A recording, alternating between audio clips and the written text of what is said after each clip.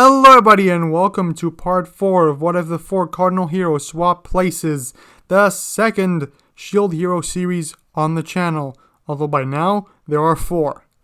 Yes, if you enjoy this video as always, please like, subscribe if you want more, and yeah, enjoy the video.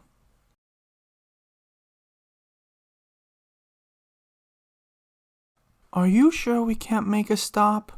Sasha asked, looking at a fever-ridden Motoyasu who was lying in a sleeping bag and looked to be in pain. They had been on the road for 2 days. During this time, the condition their hero was in went from good to bad to worse. "I'm sorry, but no," Trey said, keeping a firm hand on the reins of the horse. "The Queen may be allowing us to take the hero back to our country, but who knows if that wolf will change her mind. We do not know how much time we have. We'll make a stop at the next town to get some medicine and supplies. We can't afford to lose time, so you'll have to administer it while on the road."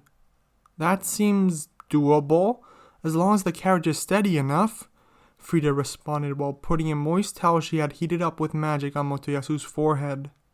"Alright," Sasha said, looking at Motoyasu, a worried expression on her face. She knew that he'd wake up soon and be hungry again, but they were also running out of warm food to give him. He had regurgitated most of it, having gotten sick from riding the carriage in his condition. Trech did slow down for a bit to make it easier on him, even feeding him some medicine to help him with the motion sickness, but since they were short on time, that didn't last long. After a couple hours of travel, they reached a village. Trech stayed behind looking after Motoyasu to keep him safe.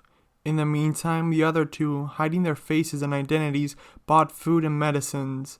It was only a cold, but they spared no expense in treating it and making sure their hero was comfortable while traveling. It took them a couple more days to reach the border. During this time, Sasha and Frida took care of Motoyasu's cold. They had a bunch of spare medicine left after taking care of that, so not having anything else to do with it, Motoyasu decided to keep it in his shield, where it wouldn't take space. He was surprised to find that he unlocked a couple shields. They had horrendous stats, but still they gave him a couple beneficial effects, like increasing effects of medicine and reducing motion sickness. The group bonded during this time. They periodically changed who was guiding the horse. They were on a time crunch, so they slept in the wagon while on the road. Those who weren't driving would occasionally play cards and talk. "Hey, we're making a stop, so do whatever you have to do. We're going back on the road in 30 minutes, Trey said as he stopped the car at a village. "How far from Siltvelt are we?" Motoyasu asked, stepping off the cart. "We still have about 2 weeks of travel left," Trey answered. "Wait, I thought we were close," Motoyasu exclaimed. "We are close to Melromark's border, but there's still a small country between us and Siltvelt. It acts as a buffer between our two nations," Trech informed. "Then why the rush to get past the border?" Motoyasu asked. He remembered the country but knew that aside from a dungeon there was nothing of note there. If it's still going to take a bit to get to Siltvelt, then what's the point in rushing this? "Once we're out of Melromark, the Three Heroes Church and the Wolf won't have as much influence, so the level of danger should go down," Trech said. "Now, I suggest you take care of necessities while we're here." "Right," Motoyasu said, leaving to go to the bathroom. He had been holding it for quite a while. After evacuating, Motoyasu walked back to the cart. He still had a bit of time left, so decided to pass by the food stands, covering his head with a hood of course as to not get recognized. "Have you heard what the Devil of the Shield did?" Motoyasu overheard a woman say after buying what reminded him of a hot dog. "No, what did he do?" another woman asked. "Oh, the atrocities he has committed. Apparently he tried to kill the spear hero. He succeeded in killing one of his party members too," the first woman informed. "They almost killed the princess as well." "He should have never been summoned. What was the country thinking? They should send him to the hell he belongs in," the other woman said. Hearing this, Motoyasu walked back angry to the cart. He couldn't wait to leave this crummy place behind. There were good people here like Naofumi, but most of them could just burn and suffer. "Sir Kitamura, we appear to have a problem," Trich informed. What is it? Motoyasu asked, having no idea what was going on. He just wanted to get going. Sasha pulled out a couple wanted posters and handed them to Motoyasu, but he still seemed clueless as to the implications. He recognized the design from westerns, but yeah, that's it. Yeah, I can't read this, he said. There's a reward for your head as well as ours, my lord, Frida said. So, let's just get over the border, Motoyasu reasoned. I'm afraid that will be problematic now. To do such a thing we'll have to pass through a checkpoint that likely means we'll be captured and arrested, Trech informed. Then we'll go through another part of the border, Motoyasu said. That is the only remaining option, but it will still prove problematic. The moment we get close without authorization, guards will be warned, so they'll come after us. On top of that, because of the walls, we won't be able to take the carriage. We'll have to move by foot until we get past the border, Trech informed, trying to use strategy, something he wasn't the best at. He was a diplomat mostly. He did know how to fight and strategize, but that was never his forte. The group looked over their options. In the end, they decided to sell the horse, the cart, and most of their supplies they couldn't carry. Of course, Motoyasu fed most of the materials into a shield, actually unlocking a bunch of stuff. After their cargo was made lighter, they divided the wares and supplies they had and walked by the border for a day until they reached the area where the border was least secure. Is this it? Motoyasu asked, seeing an opening in the mountain. They were currently covered by a couple of trees that hid them, but the forest was cut short about 50 meters before reaching the mountain, cut on purpose. The mountain just interrupted the wall. It was an easy place to cross, likely the easiest they would find. It is. Our best bet is to cross here, but if we are going to do it, speed is of the essence. We'll be crossing under the cover of night, so be ready, Trech said, facing the wall and observing the men. He saw as the guards walked and patrolled the area. Once night fell, he waited for a bit until the guards were at the perfect spot. Now, Trech said, not wanting to alert the guards. Once he did, the four of them started running, still keeping it quiet and not wanting to be spotted. They wanted to reach the gate and cross to the other side. They hid perfectly in the cover of night, but once they got close enough to the wall, an alarm started going off, alerting all the guards around. They all scrambled to their places, readying their bows and shooting at the people trying to illegally cross the barrier. Motoyasu and company reached the mountain and started climbing just as they started shooting. Motoyasu put his shield in front of him, blocking many of the shots, but some still got through, grazing and even hitting his allies. Get him! Get the devil of the shield! The commander in charge of the area shouted, not wanting to let Motoyasu pass. As soon as they got up on the wall, Trech started changing form, surprising Motoyasu. He started growing slightly bigger, while fur grew throughout his body. Claws and fangs started growing as well. He grabbed his sword and lunged at some guards, allowing for Motoyasu to continue. Frida stayed back as well, using her magic to hold them back. Come on, let's go, Motoyasu said, wanting his companion to come with him. You go, we'll be right behind you, Trech informed while getting shot by an arrow. Let's go, Sasha said, pushing Motoyasu to continue. All right, he responded, hesitant. He ignored the screams coming from behind him and kept running along with Sasha. They quickly exited the small mountain range and headed to a nearby forest, where they hid in the trees, narrowly evading the guards who went after them. They managed to do so by hiding in the bushes. The guards assumed they kept on going, so they followed an inexistent trail, which allowed the two of them to slip away. Are we safe? Motoyasu asked, winded after a while of running. They didn't know if the guards would come after them or not. All he knew was that his friends and companions, which he had traveled for a couple weeks with, were now gone. If they weren't dead, then they were at least captured. I don't know. I think so, Sasha answered. There hadn't been a sign of the knights following them for a long time. Next question, then. Where are we? Motoyasu asked. Trech was the one carrying the map, and with all the running, he had no idea where they had ended up. He just picked a direction that led away from Melromark and bolted. I have no idea, Sasha answered. They at least had money and supplies left, so all hope wasn't completely lost. Sasha also had a mission to fulfill. She'd get the shield hero home, no matter the cost. I'll make them pay, Motoyasu thought, thinking about the events that had led to this moment. Sure, there were good people, but all that Melromark had done, it was nothing like the game. He just wanted to enjoy himself, maybe make a harem. But this was unforgivable. He had done nothing wrong. Of that, he was certain. Not knowing where to go, Sasha and Motoyasu wandered aimlessly for a while.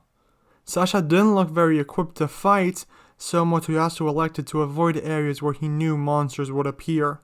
Eventually, they ran across a small ranch. Gah! Gah! He heard Filolio singing as they approached. Wait, should we really be approaching so carelessly? The people in charge of this ranch could have an allegiance to Melromark and turn us in, Sasha reasoned. That may be true, Motoyasu said, thinking everything over. But we need to get to Siltvelt as fast as possible. We're lost, not to mention we need transportation. We can try hiding the fact that I'm the shield hero.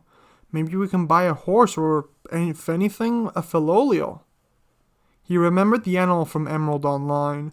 They weren't anything compared to dragons, but they would at least be better than going on foot. Right, whatever you want, shield hero, Sasha said, still unconvinced. Motoyasu picked up on this rather easily.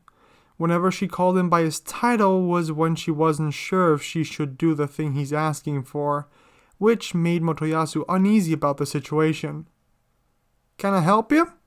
The Filolio farmer said. He was well built and fit the image of a rugged farmer quite perfectly. On his back he was carrying a bag full of food. Who are you two, anyway? What are you doing in my property? Motoyasu scrambled to hide the shield and cover his face, making the man in front of him look at him in a skeptical gaze. Pardon my companion, Sasha said. He's, quite shy. We appear to have gotten lost. Is there any way you can help us? We're adventurers on our way to Siltvelt. To Siltvelt, eh? Well, if you follow the main road that leads north, you'll come across a village. There you should be able to situate yourselves. You'll just have to go northeast after that and you'll get there quite quickly, the farmer informed, although it is quite a long way, especially if you're going by foot. Is there any way you could help us with that? Motoyasu asked. Oh, so the shy one speaks, the farmer said, chuckling to himself. I could of course sell you something, but that depends entirely on your budget. Motoyasu and Sasha looked over the money they had. They'd still need stuff for future supplies and the trip itself, so they didn't have much to spare. They set out a little bit and Sasha asked, Can we get anything for this? Let's see here. That ain't much. You'll not be able to buy a Filolio for that. Under normal circumstances, you won't even be able to buy an egg for that much, the farmer said, stroking his chin as if in thought. What the hell? I suppose I could help you out. I'll take this and give you an egg. Raising it up is not going to be easy, or cheap for that matter. Do you know how? Motoyasu shook his head. He had played the game but had no idea how to take care of a real animal. Luckily, Sasha knew how and nodded. Okay then, I'll throw in the incubator and a couple beans for starters. You're lucky I'm feeling generous. In the end, this would just go to the monster trainer. He won't notice if there's one less egg, the farmer reasoned. A couple minutes later, they had registered the monster to Motoyasu and set off towards the nearest town. There, Sasha went to the Adventurers Guild in order to contact their friends in Siltvelt. They were going to set off a rendezvous. Motoyasu in the meantime went to the bathhouse to get himself cleaned up. They both got together at the inn, where they rented out a room. They hadn't had proper rest since they crossed the barrier, so that's something they'd be able to do. They both drifted off to sleep as the exhaustion of the day caught up with them. Hey, open up!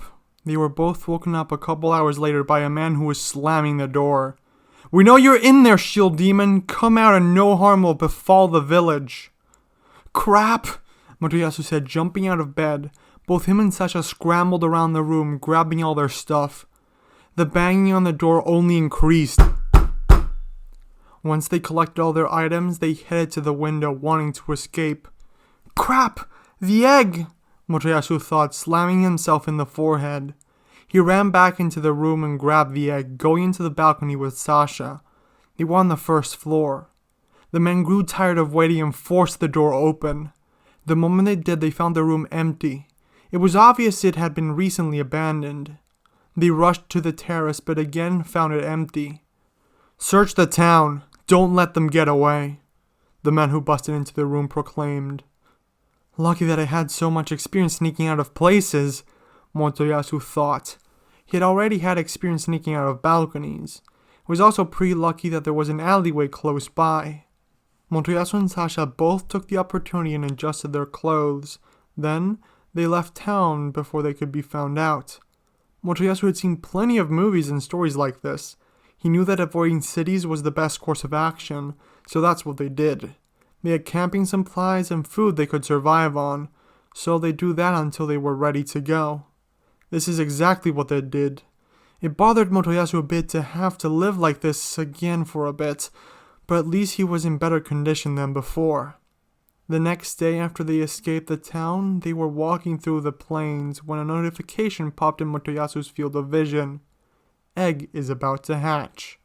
Hey Sasha, it's happening! Motoyasu announced, excited. As Motoyasu set the incubator down, Sasha approached. Seconds later, the little bird started peeking its head out of the shell. Pia, pia, it announced, coming out of the egg. It approached Motoyasu, stroking his cheek against his leg. Hey there, little... Motoyasu started, unsure of what to say. He quickly checked his menu, checking the gender of the monster and finishing the sentence. Lady, it's nice to meet you. Motoyasu grabbed the cute little Philolio into his hand and started stroking its cheek, a kindness which the Philolio really appreciated. What are you gonna call her? Sasha asked. How about Bird Brain? Motoyasu quickly thought. He wasn't gonna have long need of the monster, so an elaborate name wouldn't be needed. That's so cruel, Sasha said, pulling away from the hero. Needing another name, Motoyasu looked at the Philolio again, inspecting her to try to come up with a name. She had royal blue feathers that allowed the yellowish beak to stand out. The Philolio stopped stroking the finger and looked at its master with longing eyes. Seeing those deep aqua green colors, Motoyasu came up with a name. Aqua, he affirmed. The Philolio chirped as its name appeared in Motoyasu's display. A small rumble was heard, alerting Motoyasu that the little monster was hungry. After feeding it, Motoyasu put the egg cells inside his shield, unlocking a new one, and they continued on their journey. They had to make periodical stops to feed the little monster, but aside from that it was going pretty well. It was even killing off smaller monsters that they found on the road, leveling the party a little as well as herself. The group made camp at nightfall. By this point, Aqua had already grown up quite a bit. She was at the point that the beans that Motoyasu had been feeding her were no longer having effect, so they started feeding her some of their food. After playing a bit with her and discussing strategy with Sasha, the group went to sleep. By morning, Aqua had grown significantly more, surprising the hell out of Sasha. Motoyasu thought it was normal, as in the game, this was how it grew. By midday that day, Aqua was already rideable, so they rode her towards the rendezvous. It took them 3 days to get there. On the way, they leveled up a bit fighting small monsters in the woods. They also encountered some bounty hunters, but thanks to Sasha's magic, Motoyasu's defense, and Aqua's fighting prowess, they managed to fend them off and escape. The most surprising thing happened hours before they reached the rendezvous. Aqua seemed to hit another growth spurt while running, turning from what looked like an ostrich into more of an owl. Is this normal? Motoyasu asked, not recognizing the sprite from his game. No. Philolials don't usually become like that, but I have heard legends of special Philolials, Sasha responded. Once they had regrouped with the people of Siltvelt, the travels became smoother. They had trained guards and knights on their side who helped the group out until they reached the country. And that's the end of the video. As always, I hope you enjoyed. Now, time to explain my decisions. So, Motoyasu was sick at the beginning because it rained and he was out sleeping in the trash. So, because of the shield and stuff, it took longer for the cold to take effect, but it did, so they had to help him cure it. Things cannot be easy for Motoyasu because he's the shield hero and this world is set against him. Things aren't just as easy as I'm gonna walk past the border of a country who hates me. So it had to be at least a bit complicated, and there had to be casualties. So that's what happened. As for the filial situation, I wanted to give him one since the beginning. The thing is, Philo is gonna be hard to find, but I'm thinking Naofumi might get it in the future. Who knows? Filials are kind of hard to get. The one you're looking for, and it's always coincidence. I wasn't sure of who to give Motoyasu. I was thinking of Kuro first, but Kuro is only obtainable in Melramark, and that wouldn't have been realistic. So I thought, hey, why not give him one of the 3 ones from the Reprise of the Spear Hero spin-off? But then I was like, no, I'm gonna make up my own one, which is Aqua, the blue filial female. Yeah, that way I can make stuff up. So yeah, hope you guys are excited. Next part we'll start focusing on other heroes, hopefully. Yeah, that's what I have planned, at least, to start focusing on other heroes and what they're doing in the meantime. Because Motoyasu's thing took, until getting to Siltvelt, took what? 3 weeks? 4 weeks? Almost until the wave? Like, by the time he gets to the capital, the wave will have occurred. So, that's a lot to explore with the others. So, yeah. Hope you guys are excited for what's to come and for the other videos on the channel. And until next time, everyone, have an absolutely fantastic day. Bye!